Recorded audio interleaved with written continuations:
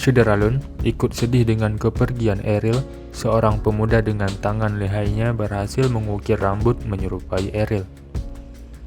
Kepergian putra sulung dari pasangan Ridwan Kamil dan Atalia Praratya, Emeril Khan Mumtaz atau Eril, meninggalkan sejumlah duka yang mendalam bagi keluarga hingga masyarakat luas.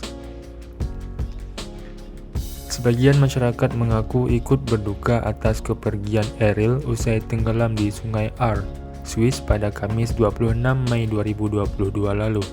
Semasa hidupnya, sosok Eril digadang-gadang sebagai pemuda yang menginspirasi dan juga aktif dalam kegiatan sosial.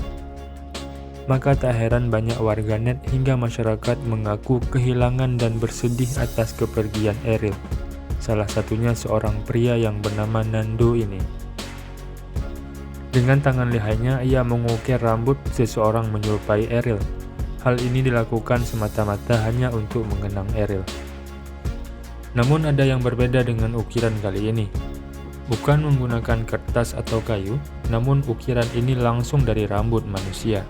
Melalui video berdurasi 39 detik yang diunggah pada Kamis 17 Juni 2022 malam, dengan gerakan perlahan-lahan ia memangkas kemudian mengukir rambut menyerupai wajah Eril.